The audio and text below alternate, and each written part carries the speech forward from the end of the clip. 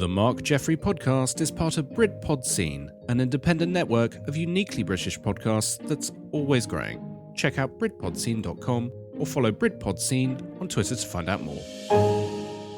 Hello and welcome to the Mark Jeffrey podcast show. This is episode 31, October the 5th, 2017, recorded from the studio on the hill, southwest UK, not a million miles from London. Now, episode 31 was once again proudly brought to you by MPC Solutions for all your computering needs.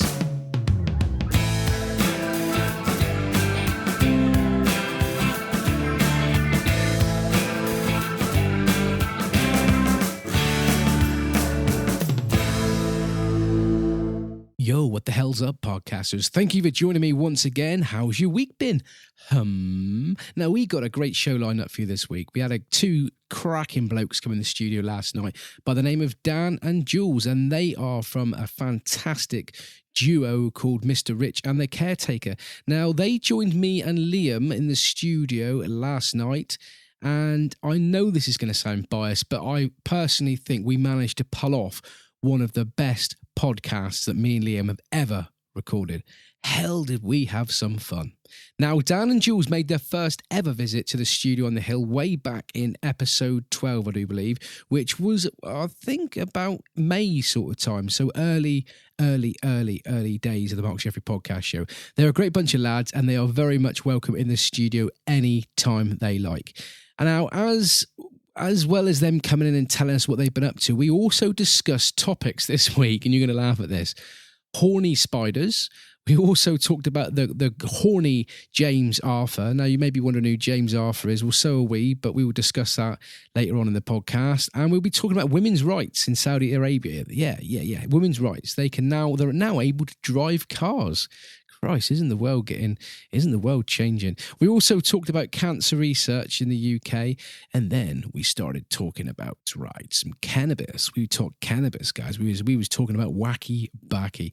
So as you can see, it's going to be a slightly longer podcast this week, but we don't care. We make it up as we go along. Oh, and I forgot, we also dropped some fat tunes into the podcast, and I know you're going to love them. We've got two mixes for you. Firstly, a sick, funked out version of Prodigy's Poison. You know that song, I got the poison, I got the remedy. Yeah, and then we got a super slick take of UB's 40, Rat in the kitchen, what am I gonna do? And they've named the song simply Rat. So let's make sure you listen to the whole damn lot this week. Make sure you do it.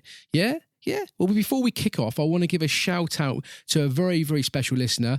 His name is Chris, a.k.a. Cool Mixer. Now, he's a super fine lad, and he's met a super fine lass by the name of Claire Parker. And he just wanted to say a big thank you to her and her amazing family for letting him into his life. What a super nice chat. And what an awesome way to start episode 31. Don't you agree?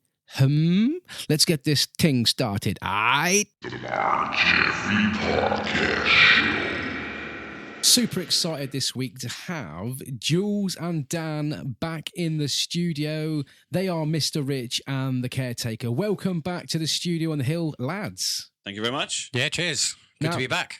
It is fantastic. I've really been looking forward to this all week. Really. And one thing we have got to do before we go any further is I've got to introduce you to Liam, because you've never met Liam before. So Liam, it's Joolz. Hello there. Good to meet you, mate. Yeah, good to meet you. Shake hands. Liam is Dan. Shake hands. Heard a lot about you. Shake hands like men do. Distant high five. Because we're all men. Hey. Men. Now we're going to have a bit of a bonding session to start off with. But first, before we do, if you're wondering if I'm sounding a little bit different, then I may just well be. I listened to my podcast last week, and I wasn't too impressed on how my audio sound was, how it was sounding. So I've tampered with it a little bit today, and I've also asked Dan and Joolz to have a look at it, and they've had a little bit of a play. So thank you very much for that, lads. Hopefully, fingers crossed, we're sounding fantastic to the nation. Or just completely terrible, and which I apologise. In advance. So firstly, what we're going to do is we're going to start off with Dan and Joolz. As you've never met Liam before, I thought it would be good for you two to bond with him first. Always ropes me into it. And perhaps you could ask Liam a question each. Fire a question each at Liam. Yeah. So I don't know which one of you wants to start first. Okay, I'll start. Go on then. Dan to Liam. Go you ahead. So, Liam, what is your normal job? My normal job. Oh, right. Well, it's not normal. I work for Royal Mail with Mark. Right. With posty friends. That's how we know one another. See. Yeah. That's that one. Well, I work. He doesn't. Fairly simple question to start off with. What about you, Joolz? Have you got a question that you'd like to ask Liam? Yeah, Liam. Hello. Would you rather cut off the little finger on your left hand or be trapped in a lift with a duck for an indeterminate amount of time? Here we go. See, I knew it was going to be a crazy night. I'm going to go with a duck. Going to go with duck. Oh man, think of its little tiny beady eyes just staring at you. I mean, it's not going to be like an hour. It could be. See what you're saying, though. You could get it all over in one. They're freaky one ducks. They've got tiny little button eyes, man. I don't like them. No one said it was a freaky duck. They definitely look All at ducks you. are freaky. Oh, right. A bit weird. I'll give you that. Ducks are crazy things, I must admit. I don't like ducks. One thing that's worse than a duck, right, is a goose. I don't like geese. Or two ducks. That's worse. Or than a swan. duck. No, Break your face. Geese are worse because geese have got those. They used to chase me on my post round. Geese, don't like them. Don't like them at all. Don't they have two rows of teeth as well? I don't know. I don't know. Feather dusters. It's getting a bit. Knuckle dusters. I don't know. My missus, like talking about teeth. Go on. My missus the other day described a girl. I'm pretty sure she might not listen to the podcast. I hope not. I'll be able to put all the like links together. Do it anyway. But she described this girl. She said she's really pretty, but she's got dolphin teeth. I was like, dolphin teeth. Yeah, so I had to go on Google and Google a picture of a dolphin smiling. So that's an interesting search. There's a dolphin. I've got a dolphin's beak. But she was just trying to say she's got really tiny teeth. But the way she described it, she's dolphin teeth. She's a pretty girl, but she's got dolphin teeth. Moving swiftly on before we get strung up Dolphin by the teeth. pubic hair. Liam, have you got a question that you'd like to ask the lads? You can ask them a separate one. Okay. Since they picked on you. Well, I'm going to ask them both the same question. Okay, go on then. Seeing they're both into the music, clearly, you got any gigs that you're going to go and watch coming up? Go and watch. Oh, we're gonna go and watch. Don't get started on that because that was a question that I'm asking later on. But, is it? Yeah, but it doesn't matter because that's what podcasting's all about. I thought of it first. You'll cut this out later. No, they're gonna or put it in with your voice or something. It's gonna. The thing is, I know what the answer to this is going to be, and I'm going to cry. Go on, lads. Answer Liam's question. Right, yeah, I know. You got tickets. Yeah, I got tickets to the Prodigy. Oh, did Yeah. No, I had one job, didn't I? That's what I was getting at. On the last episode, I said to the beautiful people at home that one band that I loved from the 90s that I never, ever had chance to go and see was Prodigy. And I would probably cut my left testicle off to go and watch them. So rather than me this week, your testicle is safe where it is because they've just announced that they're going to be playing at the Plymouth Pavilions. So normally what I would do is I would be on the phone all day trying to get tickets, but I gave Liam one job and one job only to ring up and get me some tickets. Liam rang me back after 10 minutes and said, "They've all sold out, mate. They've all sold out." Online is where you wanted to go. No, it was online. Yeah, it was online. They sold out hell of a quick though, didn't they? 2 minutes. And I'm beginning. It was 2 minutes. I'm beginning to think that it's all the big companies that have just bought the tickets and they're just going to be selling them for ridiculous prices. Yes, there's a website that it will take you to. If you even just put in Prodigy tickets, they were selling them 2 to 5 minutes afterwards. I think they were selling one ticket for 90 odd quid. Minimum. Yeah. Minimum. You know, I know somebody that's bought one now for 150 quid. Yeah, no, I only paid 45 for mine. Yeah. Sorry, Mark. Well, no, it's just disgusting. We'll see him one day. I know there's a lot of people on the internet saying that they're knocking out for £120. It just annoys me when you want to go and watch a band and you get these morons that buy all the tickets. And I hope they don't sell them, and I hope they're on the gates there. Well, not the gates because they're not gates, doors. I hope they're on the doors there for hours and they lose loads of money, don't you? I hope they get rained on and they get ill. Yeah, I hope they all die of I'll be inside watching them. So pleurisy. I've got 4 for sale for 150 quid. If anybody's interested, just email the podcast. No, I haven't really, honestly. Jaff10. You see the hope in his eyes there. Jaff10 at hotmail.com if you would like a Prodigy ticket. We can make shitloads out of this, can we? So what have you guys been up to? I mean, I think it was episode 12 that you was in the studio last. That was way back in May when way back in the early days. days. What have you guys been up to since we last had a little chat? It's been muddy. It has been muddy. It's been we've been in a lot of mud. A lot of mud. In a lot of fields all summer, pretty much. I don't think I haven't been to one dry festival this year. No. I really haven't. No. And, like, we've been out most weekends. So we've been out playing. So what festivals have you been playing at then? We not long after we came on here, I think was it Denmark? Yeah. Close after that, so we went and played at this. That was the festival that you wasn't allowed to tell me that you was going to, wasn't it? It was a bit hush-hush at the time? At the time, because it wasn't released. Yeah. So basically, there's like three major festivals in Denmark, Roskilde, obviously. Then there's Northside and Tinderbox. And the one that we got invited to be part of was Northside, which is probably a good thing to kind of equate it to. I'm trying to alter Dan's microphone here, and he's not doing a very good job. I do apologise. He's fiddling with Dan in my eye line. Carry on, Jules. Sorry, mate. No. So it's the thing to equate it to is probably about the size of V Festival. It's a beautiful, beautiful venue. Yeah, really beautiful place. Denmark itself, actually, is just a beautiful place. And they book really big acts and put them on what we call really big sheds, so like really big stages, and they really don't have anything kind of weird and alternative like we do have festivals here. You know, you have other little areas of weirdness. So somebody we're involved with started up this thing called Sideshow. And it's an area with a 1,000 capacity 1920s wooden Spiegel tent. So what's a Spiegel tent? So in the 1920s in the Netherlands, I wasn't born back then. It's a Dutch design, and imagine a tent that's made out of wood. It's a circle, and it's made out of wood, but it goes down in 3 tiers. The top tiers are all like individual booths you can sit in like you would in a restaurant, and then there's another floor, and then there's a circular at the bottom is like a dance floor. That sounds cool. They're absolutely beautiful. Oh man, it's a beautiful thing. It's all wood and mirrors and stained glass, and then they have a little tent bit on top. So we had one that holds 1,000 people, and then we had some more outdoor areas.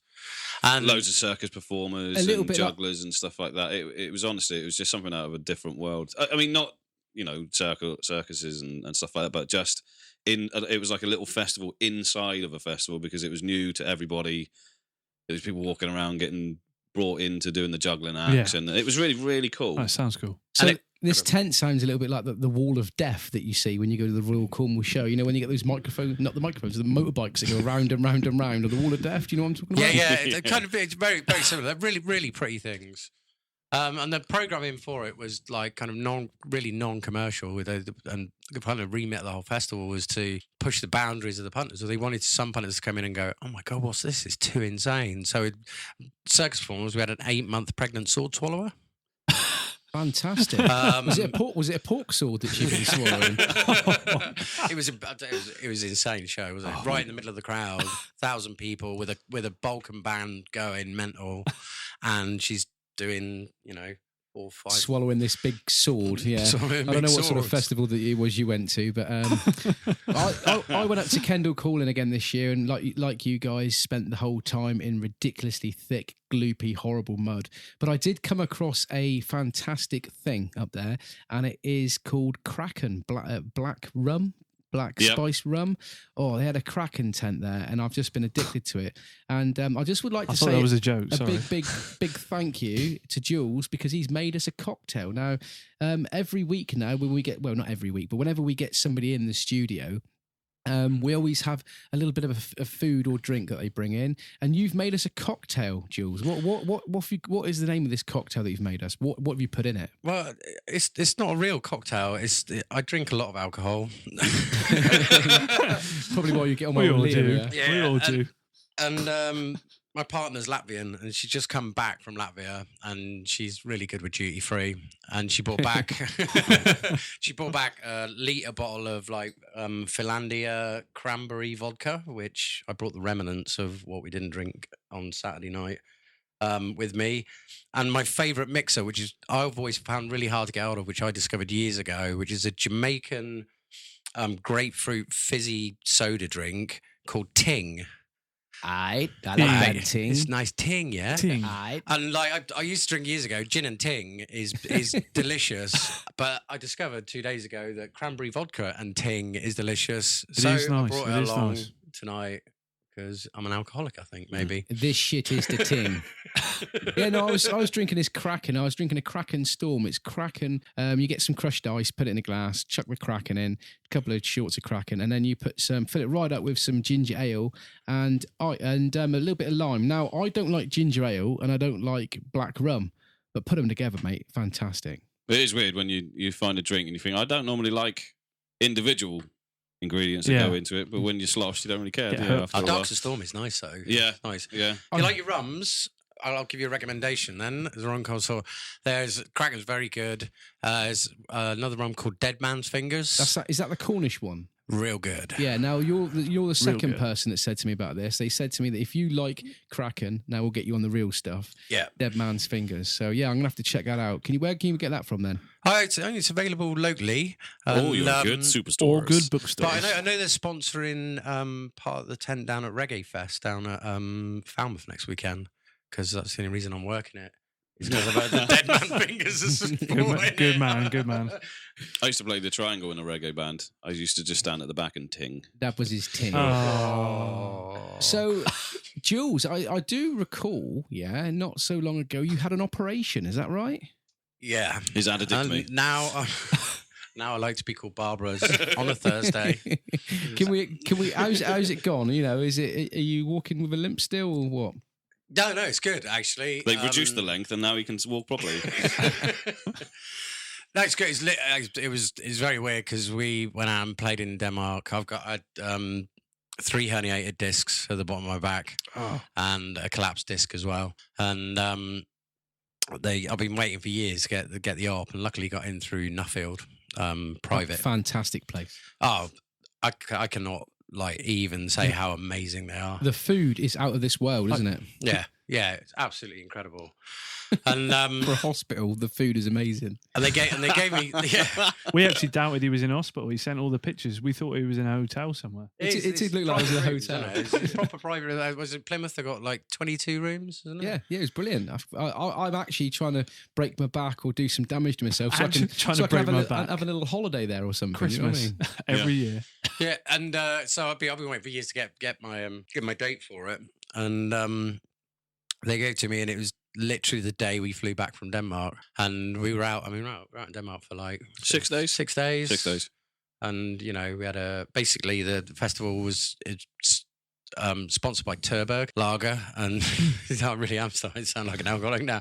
So our one deal with our area was that we had an endless supply of beer for the performers. That's all right. So it's the only backstage area I've ever worked in that had beer taps that were literally connected to a tanker of lager. Yeah. And they had, I don't know, deliveries of other stuff, vodka and all that, like just big crates of the stuff, and at the end of every night, all gone. People were like picking up bottles, mine sweeping out. We're going to have maybe 150 odd performers. Nice on a festival. Joolz' tent was absolutely chock-a-block. You couldn't actually get in because it was just full of beer. So I literally we got off the plane, drove back through the night to Cornwall, and then I woke up at 6 o'clock the next morning and went into Nuffield, like the biggest hangover. And I went to op that morning. And like the guy was like, "Where have you been?" I was like, "Oh, we've been at a festival." And I was down pre-op. He said, "Do you have a lovely time?" I went, yeah. He goes, "I'll tell you what, I'll send you on a lovely time now." Press the syringe and out I went. Yeah. See, that isn't that. He didn't have glasses. This bloke, did he? I don't remember much. Because the thing is, he was a funny bloke though. Yeah, but he couldn't knock me. So he worked there. He could knock me out. 2 minutes it was before I knocked out, and he said to me, he says, "Do you know what, mate?" He says, "I've never ever known anybody last this long. He would just keep on injecting me with this stuff, and I just wasn't going. I wasn't going out. I was just like talking a load of gibbery crap." Oh, it didn't take me long. It was game over. So people that may not know who these two guys are, you missed out on episode 12 back in May. And it's perhaps it's your first time that you've listened to the Mark Jeffrey podcast show. Welcome aboard. Like I say, it's Dan and Joolz, and they are two international DJs now. And their group, they are a duo, and it's called Mr. Rich and The Caretaker. So who wants to tell us a little bit quickly about Mr. Rich and The Caretaker? I think that's a Dan job, isn't it? It's a me job. We are two locally, and I use the word locally in bunny ears.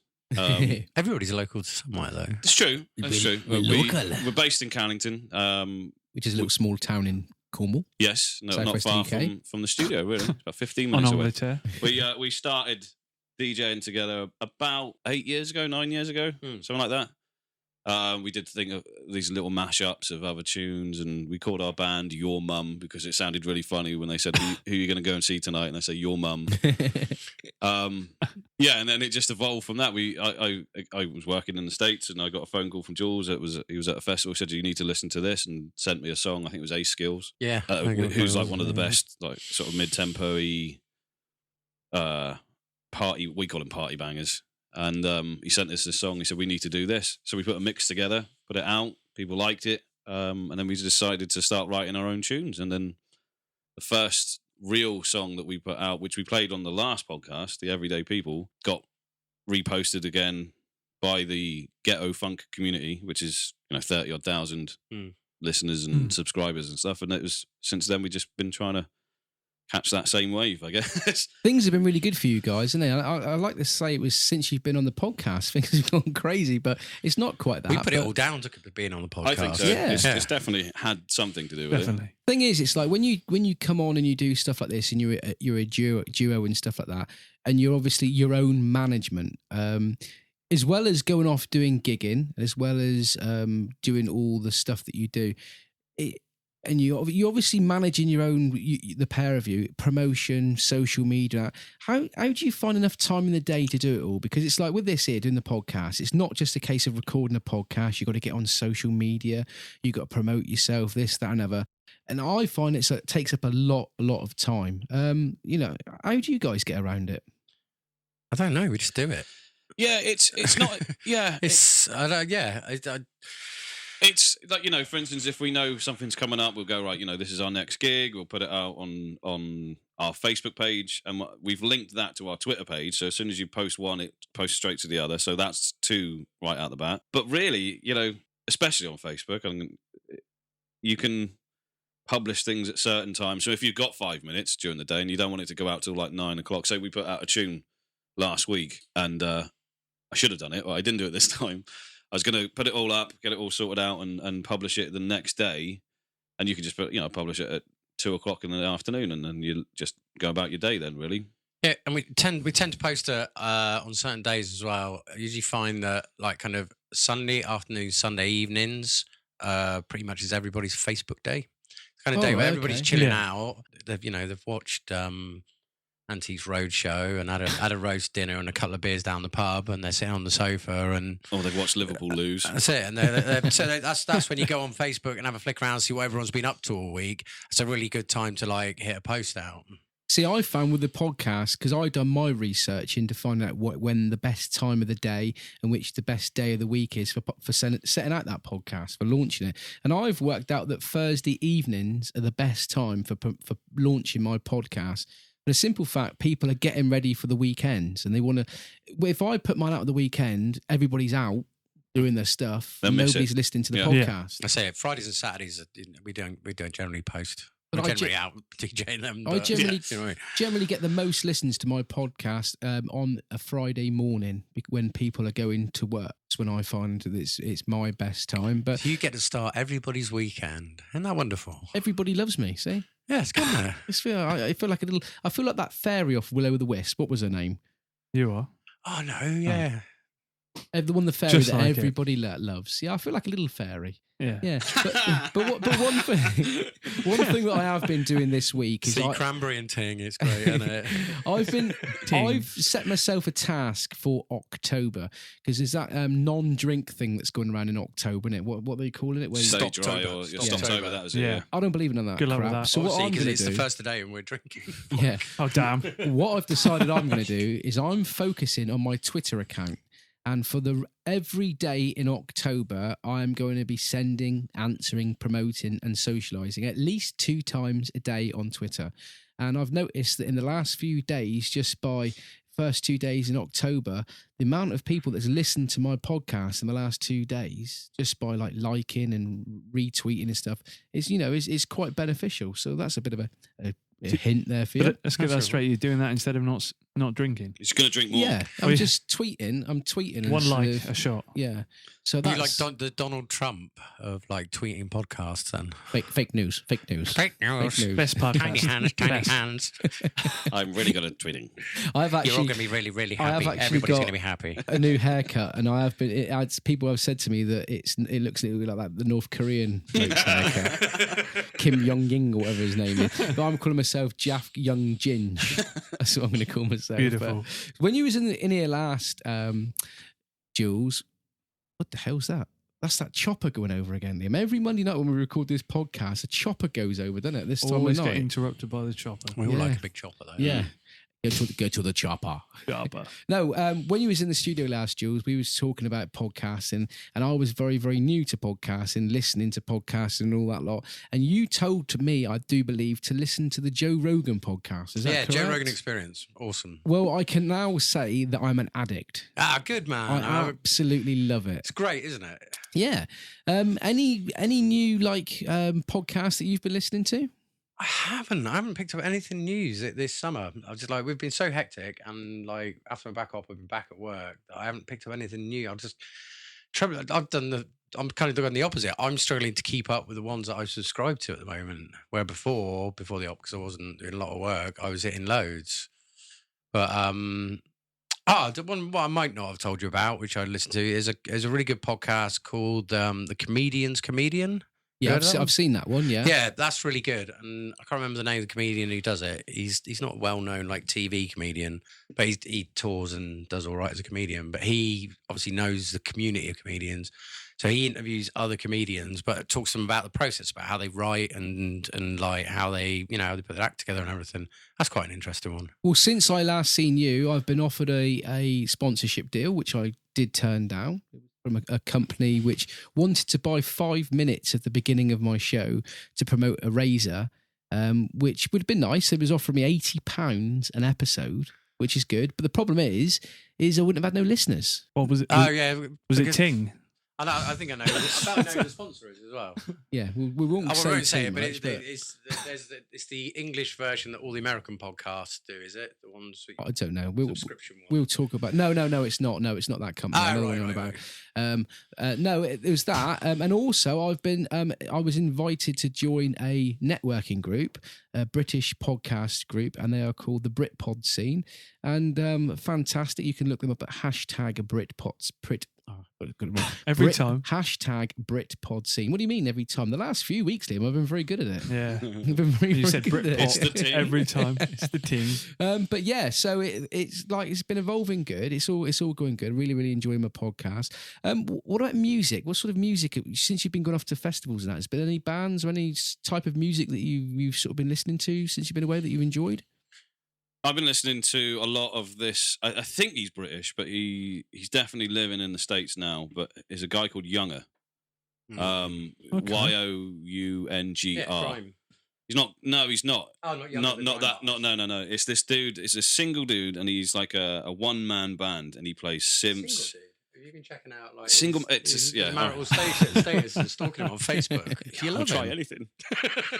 It's just one guy. I should have said With a big ting. with a big ting. And he did this remix of the Sweet Disposition or Sweet whatever it's called. Found him, and I've just been listening to a lot of that guy. It's really cool to watch. He's on YouTube and that. If you go to YouTube and put in Younger, you'll find him, and his music is incredible. Really, really good. Just to watch him play a few chords, it'll loop. He'll then go and play on the drums, and that will loop, and then he'll just do the whole thing and trigger it all himself. It's really good to watch. Other than that, just... What about you, Joolz? Yeah, I mean, I'm back at work at festivals and music and stuff now. I've done Board Masters this year. We had on our stage, who do we have? It was really good. Slaves. Yeah, Slaves now, great. Slaves. Absolutely Slaves are slaughtered the brilliant. tent.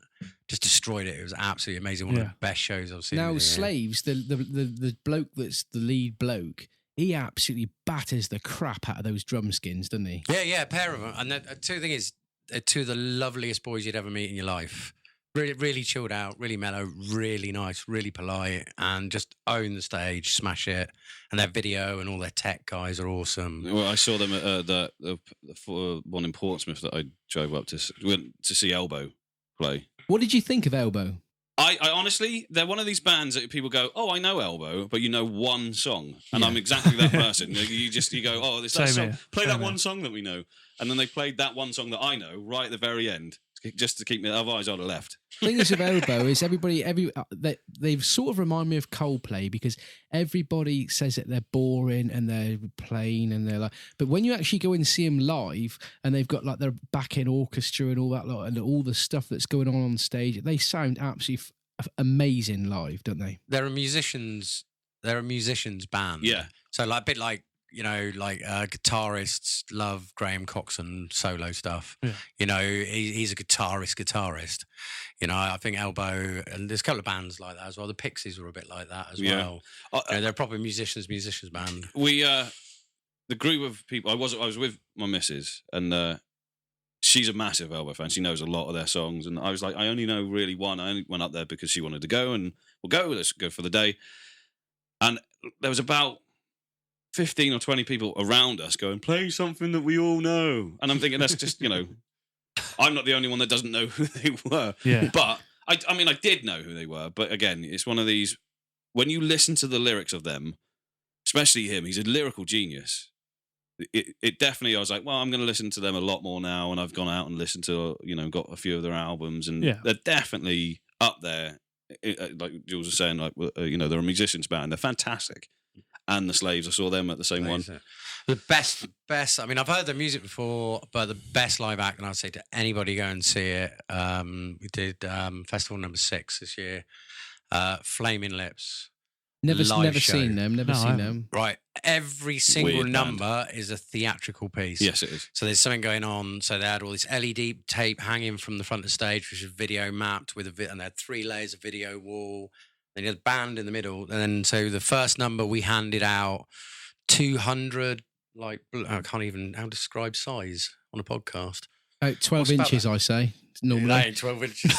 So like big, like 3 foot circumference balloons we blew up and then handed out 200 in the first number into the crowd. And then second number, you know, these inflatable letters you get and you can spell stuff out. Yeah. They built a sign that said, fuck yeah, Paul Marion. We can swear on this, can't we? Yeah, fuck that's good. Right. Can now. And then the next number, he comes riding on the stage on a full-size unicorn covered in LED tape. Next number, they have a massive inflatable robot. Then he gets in a big inflatable bubble and walks on top of the crowd. Yep. And the crew and the band... It's like they're like one team. It's not like we're the band and we're special and we're the crew and we're just, you know, doing crew stuff. All the crew get dressed up in like Superman costumes, and we did local crew and stage crewing and stuff. And they gave us all capes because we were helping out. So all the crew were running around stage doing stuff during the show, and you're all part of the show. And they're like a little family. So I've never worked with a band that are like it. And that kind of vibe of what they do kind of goes out through the crowd, and you probably know. Most people know like Yoshi's Robot and probably one other track. But everything else you don't know, but it don't matter because it's just this mental visual festival of craziness. One band that I did see up at Kendal this year that was amazing and loads of people told me to look out for them was Feeder. I saw them. Oh, they're really good. My sister loves Feeder. She goes, anytime they play anywhere near here, she'll go and see them. Well, try to at least, but they're an amazing band. My missus calls me a feeder because she's put on about 4 stone since I've been with her. They're tight. Same as the Slaves. They make so much noise because Feeder's 3 of them, isn't it? And then, you know, Slaves is 2 guys. It went down to 2 at one point. Did it? Ooh. drummer killed himself. Oh, we can talk about that. Did he? Yeah. Oh, No, they got another one. Manic Street Preachers, wasn't it? Manic Street Preachers, Richie. One of the Manic Street Preachers, the guy walked off and never came back. Richie. Yes, cool, yeah. But one of the guys from Feeder, the drummer, they were best friends, I think, growing up, and I think the drummer killed himself. Solemn. Which is nice. Anyway, they got another one. Like I said, I've seen quite a lot of bands this summer, and one band that I wanted to see was the Prodigy. But thank you, Liam. He didn't do his job. I gave him one job, and he didn't get that done. But what we're going to do is, I think it's time to play a bit of music. I have a bit of a music break now. So we're going to play one of the tracks that the guys have brought in for us, and it is a Prodigy remix that you've done, isn't it? Do you want to tell us a little bit about it? We obviously massive fan of the Prodigy. I won't go into the fact that I'm related to one of them. Go on then. No, I'm not going to do it. All right, okay. I can see the look in his face. Tickets. That's free tickets, surely. I haven't seen him for years, but Liam's my cousin. Liam? What, this Liam here? This Liam here that we've never met before. Oh, right, okay. Yes, Mark, I'm in the Prodigy. Liam is your cousin? Yeah, long distance sort of thing. But, so we were, again, I was in the States, and I was like, we'll just give this one a go, see what we could do. I think... No, you sent it across. The trouble with the track was the stuff that we do is mid-tempo, which is 110 beats per minute to about 116, or we were at that point. We're doing faster stuff now. And all Prodigy tracks are pretty high on the BPM counter. 130, 140-ish. So for us to be able to drag stuff out of their track to do it was really hard. So went and scoured and found a Maida Vale live Maida Vale thing that they've done for the BBC Radio, which are always great because the production value on them are awesome. And we stole it from there. Yeah. So what is it called? Well, tell us. We called it Repoison. Repoison. Yeah, obviously it's the Poison track, and what the things that we do in our genre. Keep using the bunny ears thing that you guys can't see. They call it refixing, not remix, but a refix of a tune. So you take a tune and make it something that we could play. So they call it a refix. I think Jimmy Needles came up with that. Did he? I'm not sure. I'm not 100% sure, but I was told it was probably him. Jimmy Needles is a fantastic artist in our group, and so we refixed Poison basically to what we think is pretty decent, I guess. I'll tell you, me and Liam was listening to it in the car over here, and I'll tell you what, mate, I loved it. Another one as well that I love that you guys done was Straight Out of Trumpton. Spot on, man. And I love that track. Get over to SoundCloud and check these out. But we're going to play it Poison for you now. Here is Mr. Rich and the Caretaker.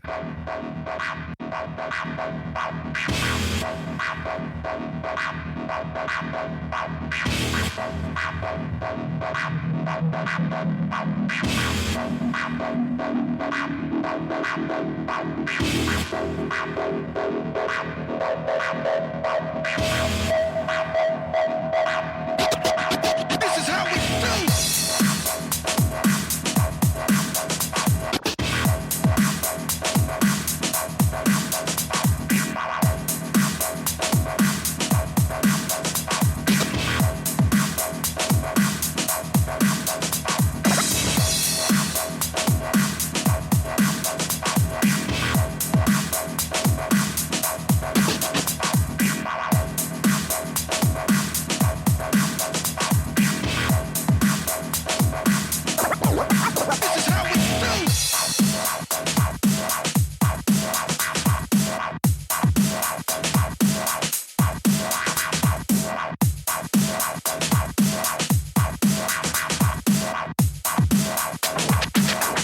Someone on the phone for you.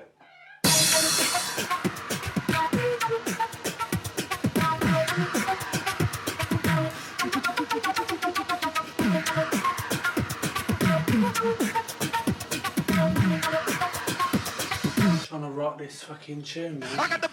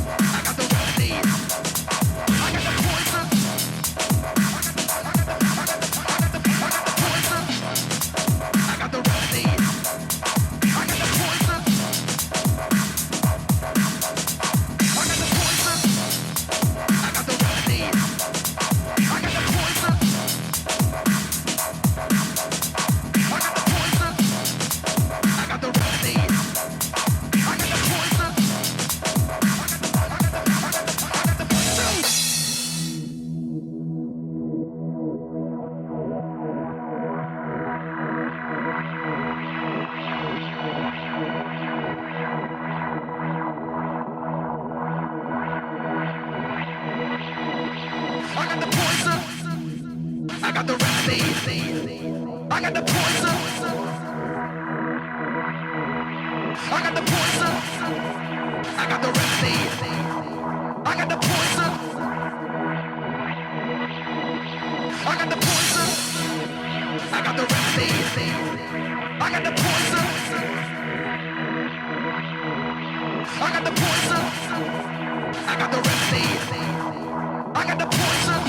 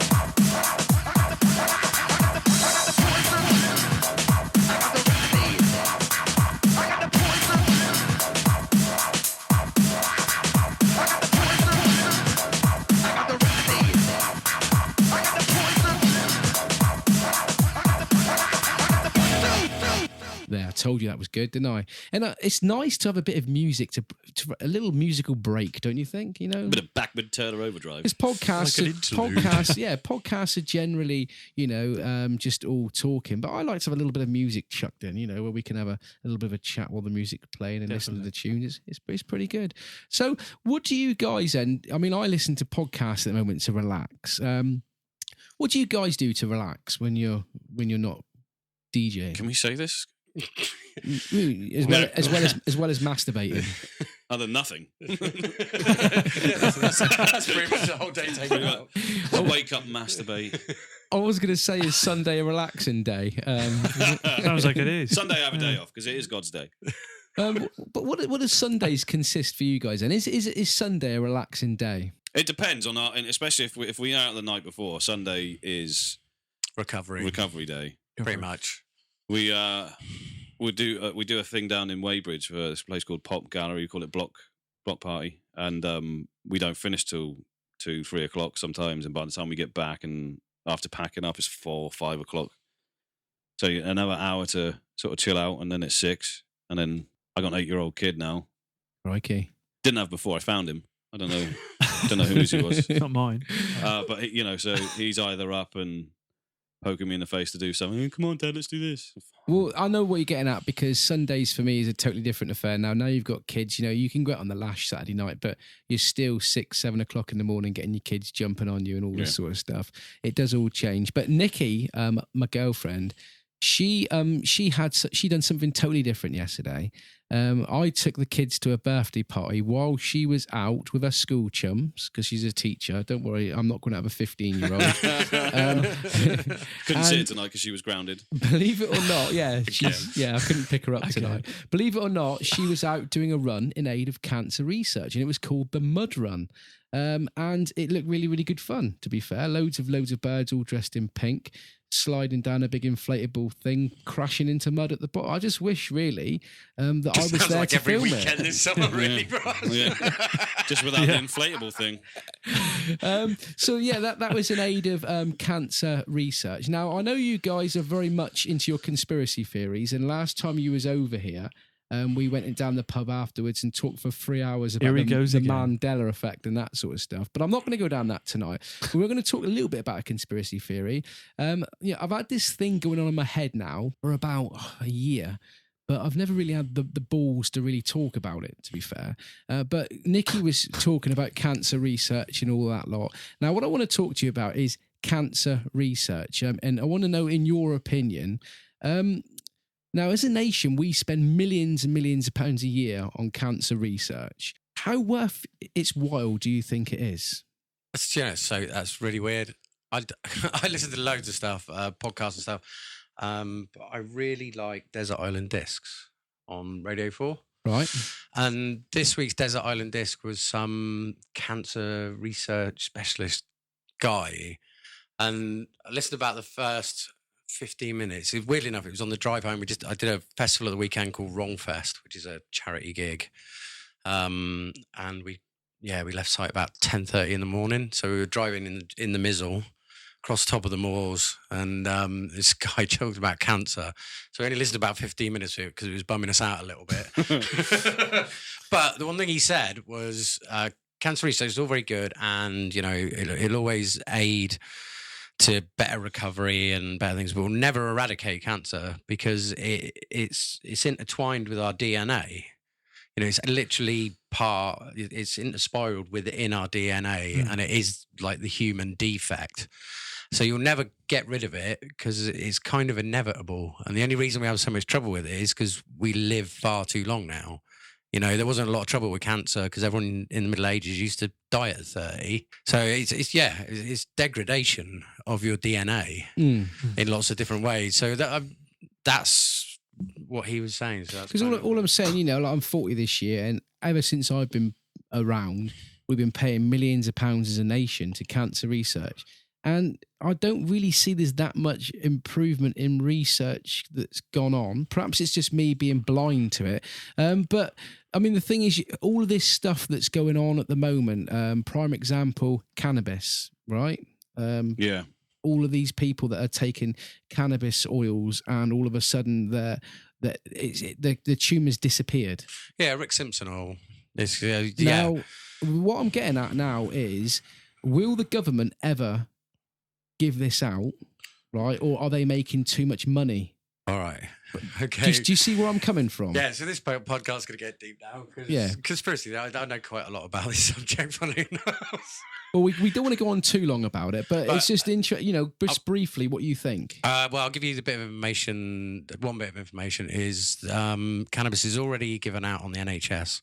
I know where you're coming from. As GW Pharmaceuticals, which is based in Gloucester, produce a spray called Sativex. I think it's called in this country, and it's 1 part THC, 1 part CBD, which are two different cannabinoids. And they grow different plants, and they pharmaceutically take THC out of one and the CBD out of another. But the government class cannabis as a Schedule 1 drug, which means that they, as far as they're concerned, it has no medical use at all, so you can't do research into it or anything else. But yet they've licensed GW Pharmaceuticals to produce Sativex. They're allowed to give it to only sufferers of multiple sclerosis in certain areas of this country. But it's sold abroad, and they make pretty much about 40 million out of this a year, and it's licensed by the UK government. Yeah. There you go. See? So, I mean, this is just one little thing that I wanted to bring up because, all this money that we're pumping into cancer research, there's two sides to a story. And I just needed to just talk to somebody about it because I was just beginning to think that it was me as a pot smoking boy in the 90s that was just trying to promote pot, if you know what I mean. Yeah, I think now that they've legalized cannabis in large parts of America and Portugal and things like that, I think naturally more and more information is going to become available now on the worldwide scale about the effects and kind of the benefits and the downfalls of it, And then at some point, our government will fold. We'll have to. I think they will. They'll have to.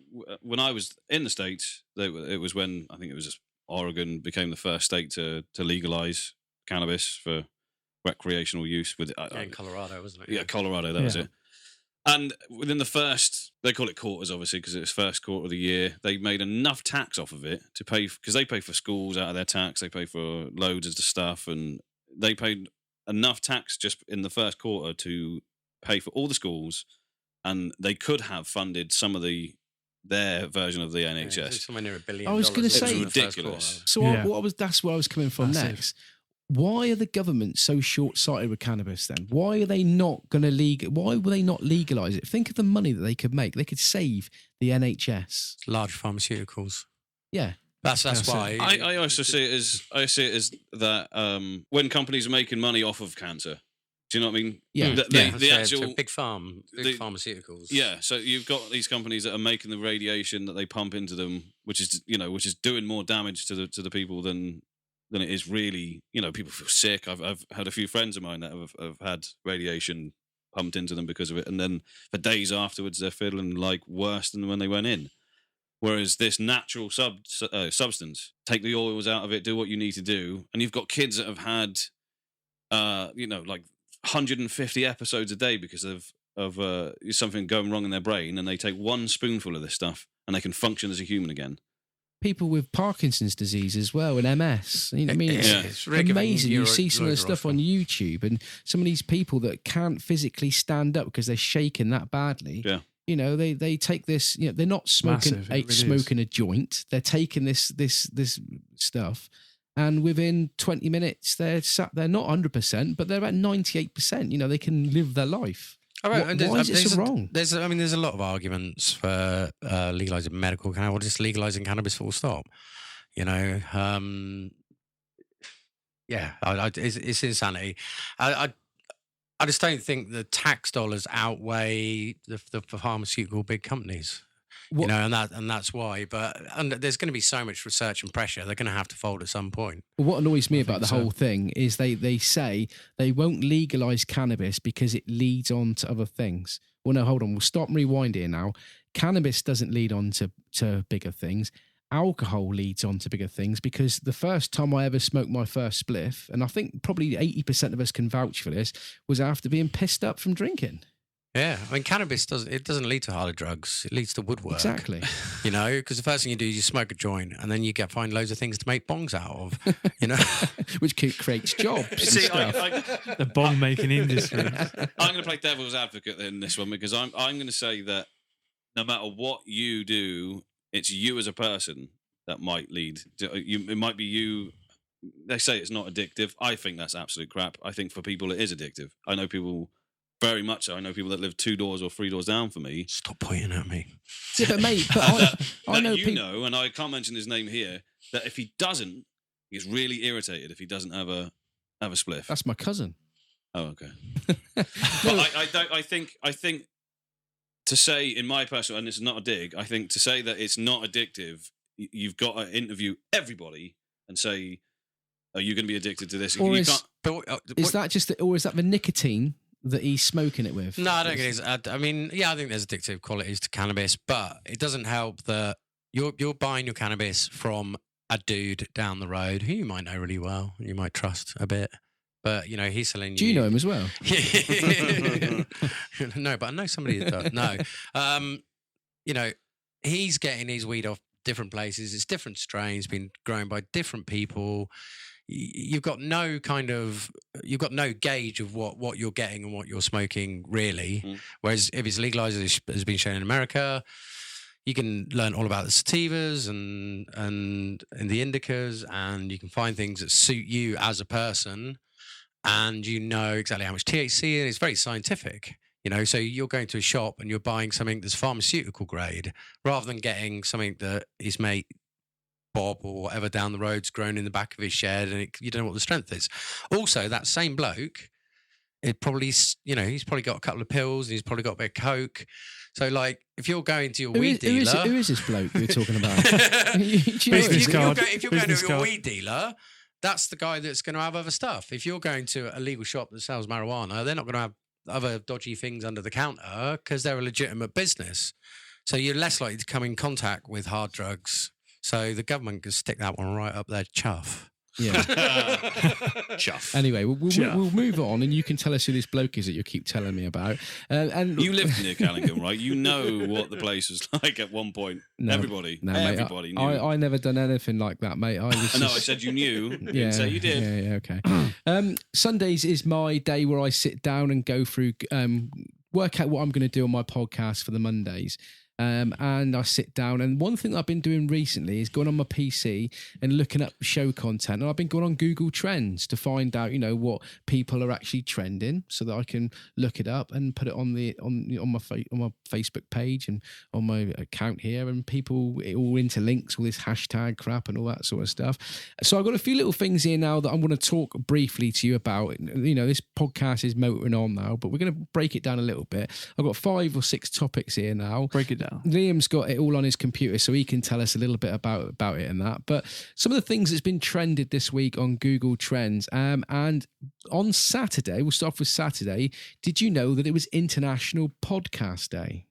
Did not. I don't know. I didn't know that, actually, no. Liam did. He's got something on the old computer there. Do you know anything about it, Liam? That's the one thing you didn't ask me to look up, you blank. God, Liam, tell us about it. But I do know about it. It was on Saturday. It was, yeah.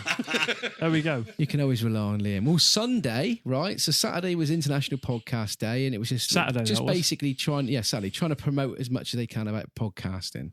Sunday, believe it or not, was Worldwide Vegetarian Day. Good God. Right.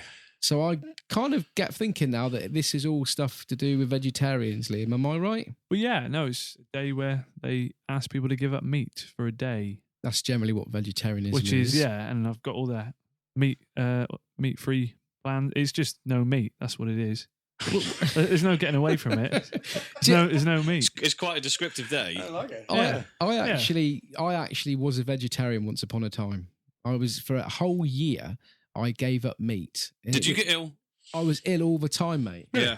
Yeah, I found being a vegetarian, I was ill all the time, always having colds, and I was taking vitamin tablets and cod liver oil and all that crap. Another thing as well is it was so expensive. It was so expensive. It's being probably a vegetarian. changed a bit, isn't it? Not that I was saying it was a long time ago. Well, it was about 15 years ago now, but I will say I just did find it was an expensive hobby. So Linda McCartney, all those fans that like Linda McCartney, just get some meat inside you. Forget it, Cheer them up a little bit as well. Pescatarian's all right, though.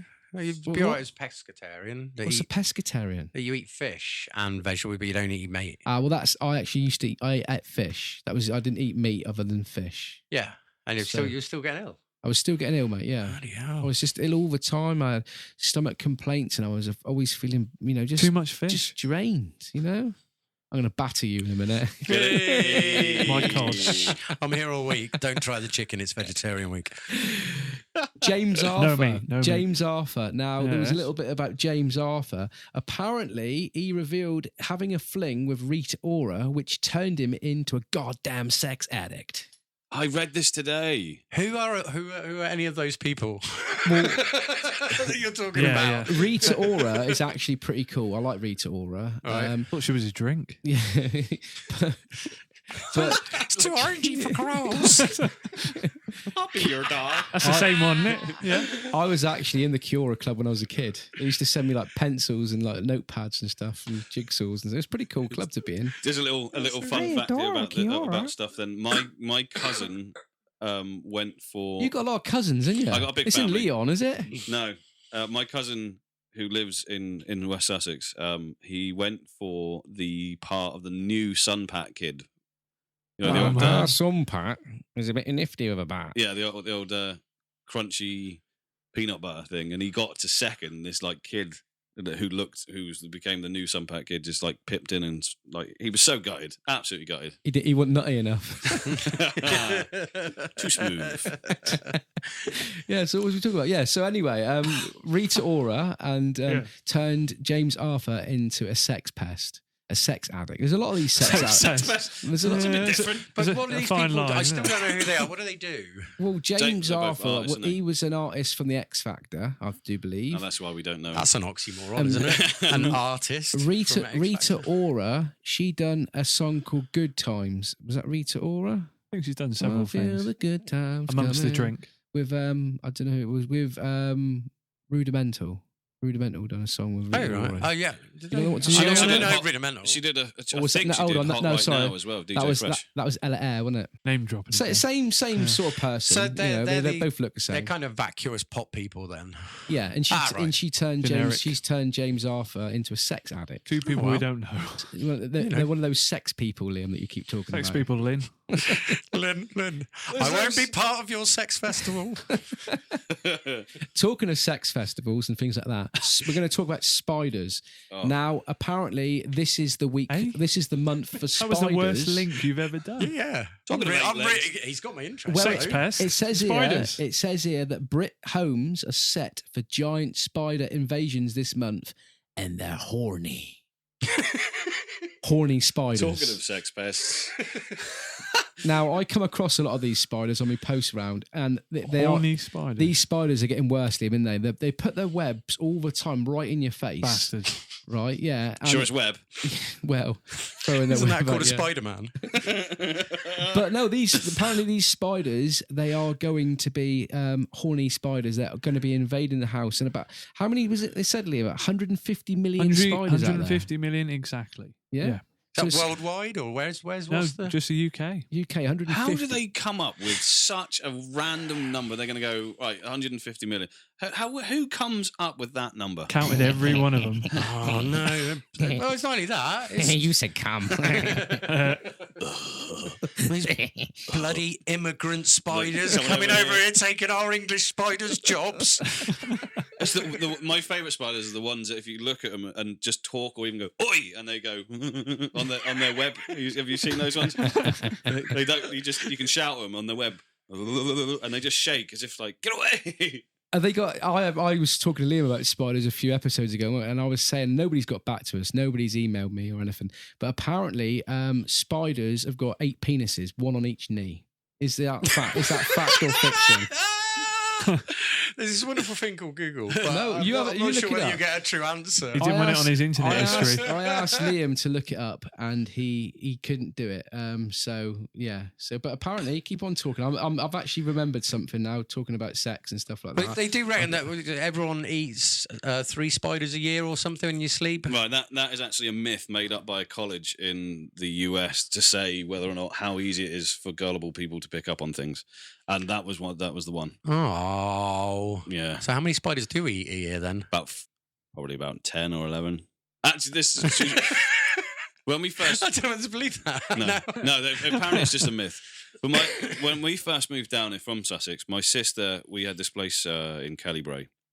My sister, she sleeps on her back and mouth open and stuff, and she woke up the whole house to screaming because she had a spider in her mouth. When she woke up, she coughed it out of her mouth. That wasn't a spider shed in her mouth. Oh, I used to Christ. live near Kellybray. Remember She had that? 8 knees in her mouth. 8 knees. It's a knee. Did you live in Kellybray at the time when the tyre thing went up? I can tell you a story about that, right? I lived down just around the road from it, and a friend of mine rang me up. He goes, Jaff, look out your bedroom window. And I said, why? I said, I'm on the computer. Just look at your bedroom. I said, mate, why? He goes, well, there's like a big mushroom cloud. I'm like, right, okay. So I went out there, looked up towards Kellybray, and I'm not joking you. There was this biggest mushroom cloud of fumes you've ever seen in your life. So what do? Jump in the car, head towards it, and we get up to Kellybray, and there's literally about 20 fire engines all up there, all linked up to one another, pumping water from like 4 miles away because there wasn't enough water to put this flame out. And I don't know how it was, but I managed to get like right up close to the fire. Literally, I was about right Always on top you. of the fire. Always you. And somebody gave me a tray of drinks. This is as true as I'm saying now. They gave me a tray of these drinks, right? And they goes, "Excuse me, can you take this up to the fireman?" So next minute, I'm walking up this lane with like the whole woods behind me is all on fire, carrying a tray of drinks up to the firemen that they're sat there, not putting it out, but having drinks. When you say drink, like gin and tonics? No, and it was like- it was a Back when they could drink on duty. it was Zing or something like that. Was it Ting? That was it. Ting. Yeah, a glass of Ting. Made the fire much worse. What was it, a tyre fire? Yeah, Yeah. and there was like a Springfield up the top tyre there. They fire. got like all those car places, and they used to have like a place where they put all the tyres It's and some little that's exactly what I was thinking. The Yeah, fire yeah. that never gets put out. never gets put I out. don't want to name or shame anybody here now, but the bloke that set the fire, I know him quite well, Yeah. and he wasn't the brightest of spark. He'll probably vouch for that himself. This is the Obviously same a bloke. spark there somewhere. This is wasn't the same bloke that did an armed robbery in Callington, right? And then ran towards the police station as an escape, and the policeman just picked him up outside the police station. I love those. Do you know they do like Darwin Awards for people who kill themselves in a ridiculous way. There's another set of awards for like the worst like criminals. And one of my favourites was the guy that walks into a bank and he puts his hand in his pocket and he like points to the counter. He's like, "Give me the money." And she goes, I just seen you put your hand in your pocket. You haven't got a gun. And he went, "I'll tell you what, I'll be back at 4:00 then." He turned up back at the bank at 4:00 and was arrested promptly. Schedule an armed robbery. Which reminds me, O.J. Simpson released after 9 years in Nevada prison. What's that shit about? Well, he did his time, didn't he? What was he? What did he get done for? The first time was obviously he got away with murder, quite literally, and the second time he held somebody against it was like kidnap because they were trying to sell. I think it was some of his memorabilia. Yeah, it was something about memorabilia. It had signed memorabilia, and he caught them and kept them in a hotel room or something like that against their will, which is a prisonable offence. Oh, Yeah. So I personally think he did the right thing. If somebody was trying to sell my stuff that they had nicked, if that's the correct story, I'm pretty sure it's I don't think memorabilia. he nicked him. I think they just bought it. I don't know. I'd have battered him a little bit as well. Yeah. Give him a bit of battery. It was Second his, battery because he was mentioned obviously tonight. a NFL player before he was in the Naked the Gun and Juice. all that. Yeah. Yeah. He was the juice man. And they stole some of his stuff and tried to sell it, and he caught them. I don't think there was anything wrong with that, personally. What about over in Saudi Arabia? Yeah, women are able to drive now. Says That's one. That's They're one. allowed to. That's one thing more than what they can do in this country. Hey. half of our demographic is just going to go, oh, delete. They can't drive in this country. And do you know what annoys Hey. me? Out to get a podcast. He went in again. Sorry. And they it's not like. me, And we got this sat nav at work where a PDA, these gun things, and there's a woman on there all the time telling me which direction to go. And funny enough, she's always wrong all the time. Some of yours has got it. Go down to Liskyard Road. She can't even say the name of the road right. Restricted area. Restricted area. I'm not going to listen to her, have I? I've heard that from a few girls. Yeah. What about Vera from Coronation Street? She's sadly passed away. Yeah, that was sad. That was sad. How long was she on the show? She's on there for years, wasn't she? 40 odd years or something like that? Well, Liam's probably got a little bit. He's got a little picture of her, like the sex pest. He's got a picture of her on the screen. You've abandoned the link now, the smooth link. You're just dropping it in there. What about Vera? Yeah, she was on there for more than 30 years. Oh, there we go. Sadly passed away. It's weird, isn't it, when you put, like, when artists pass away, and you put a lot of investment into artists and stuff like that. And don't get me wrong, it's sad that somebody's passed away. I'm not going to go, oh. That's it. When Prince died, I was like, yeah, right, he's a good artist, but I'm not going to. Yeah, we got know into a bit of a flame war and lost a few friends on Facebook that day. Because I'm exactly the same. You don't know like, personally. when was the last Definitely time you bought I'm going to do it now. I'm going to go through it now. You'd have had to get loads of irate listeners. So when Prince died, loads of people were like, oh, Prince has died. Oh my God, he's broken my heart. And it was like, all right, when was the last time you bought a Prince album? Like, he's released about 500. Who's Prince? Do you know what I mean? And then, you bought one back in the 80s, and you love it, and it's great, but it still exists. Yeah. You haven't bought anything he's done in the last 20 years. You haven't going to see him live in the last 20 years. My mate had a dog called Prince.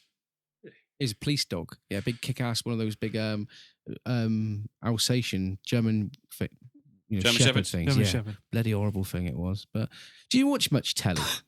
Yeah, but on demand. Yeah, I mean the thing is, soaps. Do you watch any soaps? No. I mean, did you ever watch any soaps? What soaps did you used to watch? I think when I was a student, I'd probably watch Neighbours. I don't. Home and Every now and Away. again, if I'm about, I watched EastEnders the other day when that big crash and the big fire happened. That was pretty cool. Which one? They have one every week. Yeah. Well, somebody, Max, whoever he is, was trying to kill Ian's wife. Okay. You love EastEnders. I never knew I that. didn't until I started watching this, and now I'm proper. Cutting. I came back to watching it, and Danny Dyer's in it. He Are you killed kidding my me? son. He's the most cockney man. He looks like he hurts. Yolandi, He's kill that my cockney. son. He's a royalty, though. Hello, mate. I'm Danny Dyer. You can't talk about it like that. He's literally royalty. He's a pleb. He's not. Was it the what's it? Who the fuck do you think you are? Program where they go through your genealogy and like they can literally trace him back to King George the First or something. Well, Edward. Who do you think you are? My ancestor was Judge Jeffrey, the hanging judge. I thought you were going to say Judge Judy then. I was going to be really impressed. I thought he was going to say Judge Rinder. No, you take that back. You take that back. Yeah, I find that as the older you get, the less television you watch. I think I watch a lot more selective TV stuff, like you were saying, on demand stuff. We're big Rick and Morty fans, massive Rick and Morty fans. Balamori, I watch a bit of that. CBBS. What's the story with my Balamori? Wouldn't you like to know? Yesterday's phoning. Yeah. I think, to be honest with you, certain programs are just waste of time. You wait all week for something to happen and nothing happens. Whereas, on demand stuff, you can just play it as you I think want. the Americans are smashing TV at the moment. I think you're right. On demand, like stuff like Mr. Robot, Halt and Catch Fire, Gotham, which I just can't stop going on about to Walking everybody. Dead? Walking Dead. I've never seen seen Walking Dead. The Wire. You've never seen it? I haven't. Walking Dead is shit hot, mate. That's back. The new episode's coming out, well, now soon. Nobody will listen to my podcast again because they'll be watching Walking Dead. When we used to do a radio show on NCB, it used to be Monday nights, right? And our 4 listeners that we used to have, when Walking Dead was on, we didn't have they're them. gone. They're gone. Yeah. We just sat here talking to ourselves. All Didn't we, Liam? gone. Apparently, did you see that the Walking Dead and Breaking Bad were supposed to be linked? It was like a prequel. I've never seen Breaking really? Bad. You've never seen Breaking Bad. Breaking never Bad seen is it. insane. Yeah. Is that dude that I think I have actually? The Malcolm one in the middle. When there's that bloke. It's when Malcolm Mill makes a load of crack. Yeah. That's the one. That's the one. And you kids! And he that bloke goes. He tells the bloke to get some acid in a bath and get rid of the bloke, and he doesn't do it in the bath or something. No, he tells him to do it in a big a blue container, and he puts it in the Spoiler bath, alert. and the bloke goes straight through the ceiling, and then all the acid or something. Is that the one? Breaking Bad. Worst spoiler ever. Yeah, I think you'd be fine. Anyway, I don't think you have spoiled it because I didn't understand what you were talking about. Oh well. I don't know. I thought he put him in a blue, because there's a blue tubs. There's a load of blue tubs that turn up with money and stuff like that, and he puts him in a blue tub. Yeah, but no, he was supposed to, but he doesn't. He puts him in the bath because he couldn't be bothered to cut him up. Yeah, he does. Yeah, Yeah. Chris puts him in the bath. Yeah, And he that's puts right. him in the bath, and the acid goes through the bath, and it goes through the floor. And next minute, as well as getting a body, they've then got to redo the whole house. No one got time Everybody for that. knows. Everyone should know that acid gets zinc, but won't do plastic. You know, not the acid. Pigs. That's what you want to get rid of a body. Well, I actually Pigs, know yeah? somebody. I actually know Oh, somebody God. that's done a course in criminology, and they told me the best way of getting rid of somebody if you kill them, and that is first of all, Is that the first thing you learn on the course? is you freeze them. Now, the way I look at it is you must have And then you melt them. you must have a big kick-ass freezer because my freezer would not fit me in for a start. Then when you've frozen them, you're then supposed to My freezer could barely fit ice cream in it. cut them up, right? And then cut them up so it's not leaving any much DNA and it's not leaving much blood. Then you take it away and then you give it to the pigs, and the pigs devour the lot, and that's the best way. Bloody asshole, though, isn't it? So if you ever want to kill your missus, if you listen at home, that's the best way of doing it. Yeah, shut up. It's a lot of but cutting, take out though, the teeth and the hair. You got to think of the piggy's tummy. Yeah. And then eat the pigs. I actually watched it. Is that cannibalism? If a pig ate somebody and then you But ate then it the would taste like pig? bacon. Oh, I don't know. Anyway, I think it's time we played some music on the topic of animals. We're gonna go. Your song that you're gonna play for us now is Rat, I do believe. What is that all about? We were just going through tunes and stuff picked up on a UB40 song, the Rat in the Kitchen, I or love Rat in UB40. the Kitchen, or whatever it's called. And we remixed that and gave it to another friend of ours called Dave RMX, who was supposed to master it, but then changed a few bits on it because he's got a good ear, very good ear. Certain things weren't in key, so he changed a few bits and then mastered it out for us and came up with this little beaut. And I like it. I like it. I'm not a massive I like fan it of a lot. UB40 because, again, it's one of those elbow things. I know 2 songs. And this is one of them. And no, I didn't realise it was them, to be Did you honest. not know I this? did not realise it was UB40. I thought it was one of those, past the Kuchi to the left-hand side or whatever it's called. I don't know. What's it called? Musical That's youth. the Dutchie to the left. Dutchie, yeah.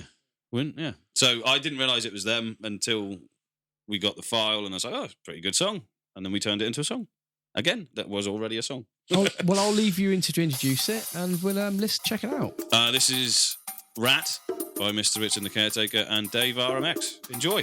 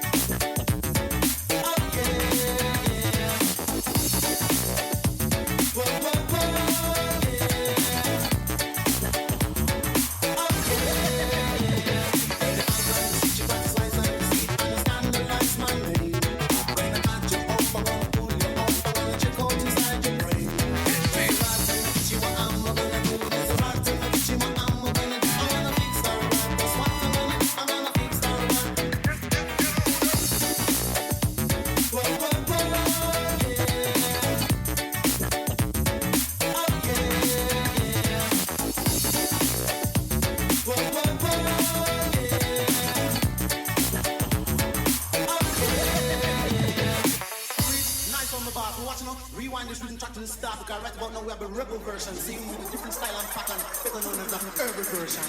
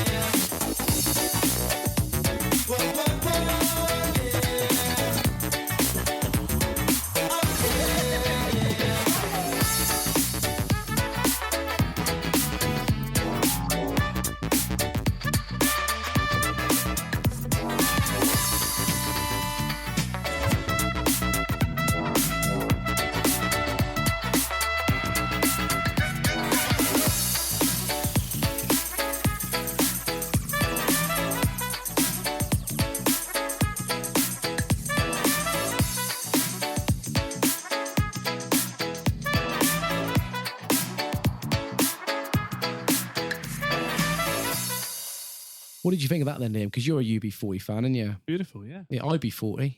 That's my age Oh, at the no. moment.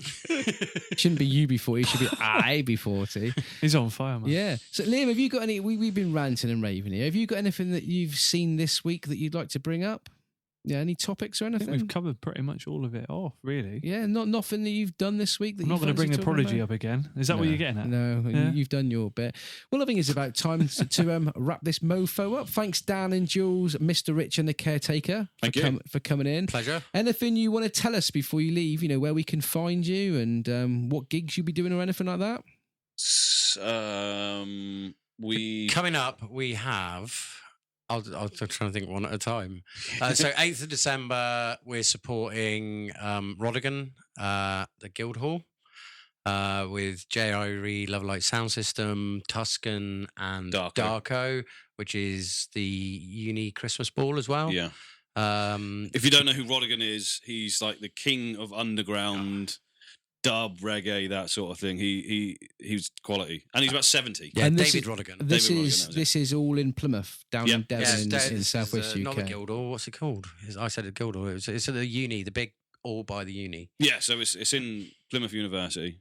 If you go to the Great Hall. If you go to our Facebook page, which is just obviously Facebook.com/Mr. Rich and the Caretaker, there will be a big multicolored picture of an old man on there. He's honestly super cool. You can get your tickets on there.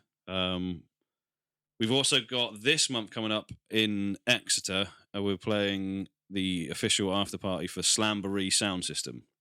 If you don't know who they are, they're a festival band, absolutely fantastic, really good live. And we've got a really good lineup for that. There's us, Dave RMX, Pragmatic, Weeble, and Slamboree. DJ set as well. Sounds good. And that's the 20th of October, EX4 in Exeter. Tickets are available online at Everbright. Eventbrite, but they're... Thank you very much, guys. It's like I say, it's been really, really good to have you in the studio. It's gone on for over an hour now. Hopefully, Beautiful. Fingers crossed, the audio will be sounding good because, like you say, where you realise you haven't hit record. Yeah, we'll have to do all this shit again, and I think we'll just be getting on that ting. Getting on the ting. Anyway, guys, thank you very much for taking your time, your busy lives to listen to episode 31. You can get in contact with me, jaff10@hotmail.com. I am also on Twitter at Mr. Jaff10. Facebook is the Mark Jeffrey Podcast Show, and check out all the links to tonight's music and to the guests by finding them on my webpage at www.jaff10.simplesite.com. Please check out and subscribe to the Mark Jeffrey Podcast Show on iTunes, and while you're there, leave me a little cheeky comment. I really, really hope that you can join me on next week's podcast. Liam, are you going to be here? I'm going to be here. Are you? Well, you're not because you didn't get the Prodigy tickets. Oh. But next week we have Sad. super talented, bubbly Sam Delahaye in the studio, and she always brings me loads of energy and inspiration. So we're going to be bouncing around after that. So be there or be a giant African land snail. Look after yourselves and those around you. Treat others as you wish to be treated yourselves. And remember, your life may not be as crazy as you once thought it was.